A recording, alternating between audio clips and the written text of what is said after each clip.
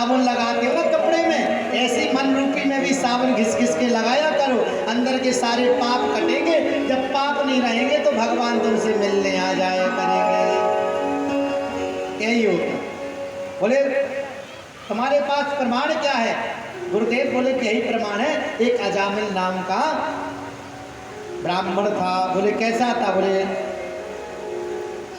कान कुब्जे तो जा कश्चित दासी पति अजामिल नामना नष्ट सदाचारो दास्या संसर्ग दूषितः।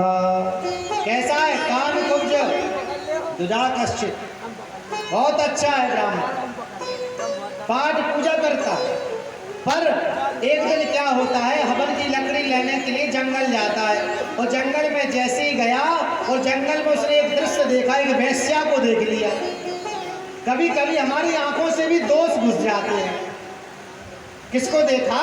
एक वेश्या को देखा नृत्य करते हुए, और वेश्या को नृत्य करते हुए देखा तो इतना बड़ा तपस्वी साधक अजामिल बहुत बड़ा तपस्वी था, पर वेश्या को देख कर के उसकी मन की चित्त की वृत्ति बिगड़ गई। याद रखना, हमारे जीवन में जब तक दृष्टि पवित्र नहीं होगी तब तक सृष्टि की पवित्रता हमें कभी नहीं दिख सकती है बंधुओं।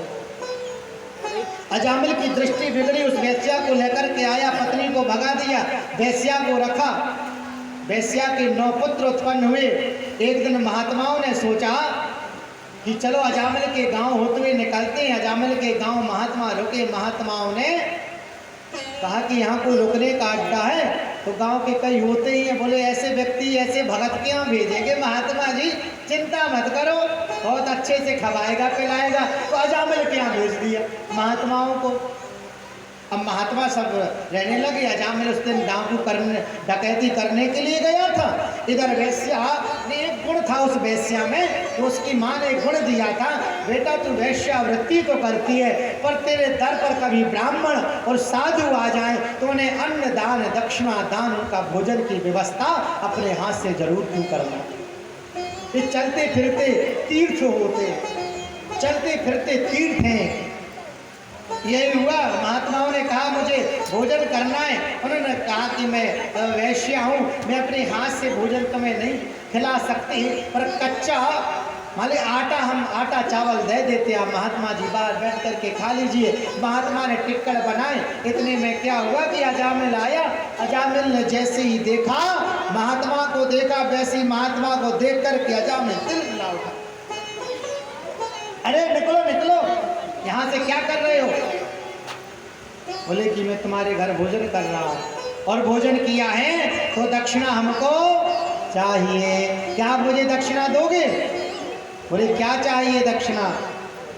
बोले मैं चाहता हूँ कि आप अपना जो पुत्र होगा उसका नाम नारायण रख लेना। मैं नहीं रखूंगा नारायण। क्यों रखूँ नारायण? पत्नी बोली रख लीजिए ना, कहा है तो। पत्नी ने जब जोर से आवाज लगाई, हाँ देवी जी आप कहती हो तो मान लेते। सही बात है, कभी कभी पत्नियां टाइट करती तभी मानते हैं। ये होता है कि नहीं? एक सज्जन थे बहुत अच्छे। अब क्या हुआ, उनकी शादी हुई। गांव के बेचारे सीधे शांत थे, तो उन्होंने कहा आप ऐसा करना कि अपनी पत्नी को सिर पे मत चढ़ने देना।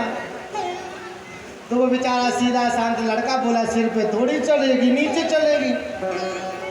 बोले मेरा कहने का मतलब है कि सिर पे मत चढ़ने देना, उसको ज्यादा बकबक नहीं। अरे भैया हमें क्या पता, सिर पे थोड़ी चढ़ेगी, नीचे चलेगी। उसको देर में समझ में आए, अच्छा भैया तुम अच्छे मिल गए। बोले देखो हमने अपने सिर पे चढ़ा रखा है, तो देखो हालत क्या खराब है। बोले ठीक है साहब। अब शंख और मूर्ख तो किसी और के फूकने से बजते हैं। तो यही हुआ कि बढ़िया सज्जन आए, पत्नी शादी हुई। एक दिन तो कुछ नहीं, लड़कों ने भर दिया। अब लड़कों ने जैसे ही भरा, और 4 दिन तो कुछ नहीं बोले, 5वें दिन अपनी पत्नी के ऊपर चढ़ाए।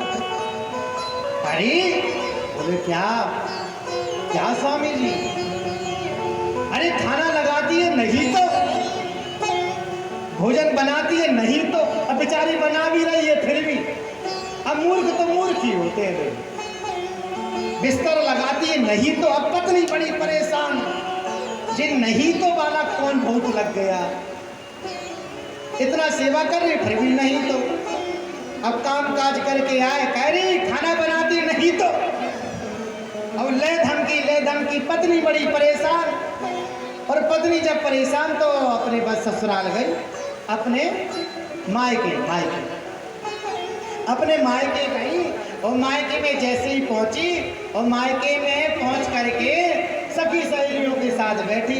और सखी सहेलियां भी कम चतुर नहीं होती, और न भी ढंग के भर दिया। एक उसमें चतुर बैठी थी सहेली, बोले चिंता मत करो, हमारी दीदी के साथ भी यही होता था, हमने दीदी को अच्छा डोज दिया था। तो मान गए थे जीजा जी। बोले क्या डोज दिया था? बोले यही दिया था, वो यही करते थे। अब की बार तुम्हारा पति कहे खाना लगाती है नहीं तो तुम कह रहे नहीं तो क्या कर लोगे?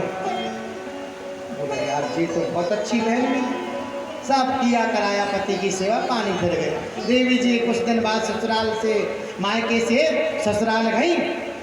और अब पति को तो कोई भूत भरा था। अब पत्नी कुछ ज़्यादा दिन बाद आई थी। अब पति देव बढ़िया आए, उन्हें क्या पता कि इस बार यहाँ से भी डोज तगड़ा है। और यही हुआ, पतिदेव गए, पतिदेव ने कहा अरे बिस्तर लगाती है नहीं तो, वो तो बिल्कुल भरी बैठी थी और वो खाना बना रही थी, बेलन लिए थी, हथियार भी था साथ में, अब तो डरने की बात ही क्या थी। तो यही हुआ, अरे बिस्तर लगाती है नहीं तो, वो कड़कड़ा करके उठ करके गई। बोले नहीं तो क्या? बोले नहीं तो मैं ही लगा लूंगा। आप देवी जी कष्ट ना करें, नहीं तो मैं ही लगा लूंगा। तो कभी कभी पतियों की गुस्सा ऐसी भी हो जाती है, तो आप लोग ध्यान रखा करें। कभी कभी ऐसा हो ना तो आप लोग भी थोड़ा थोड़ा सा डोज दे दिया करें। हाँ बोलो राधे राधे।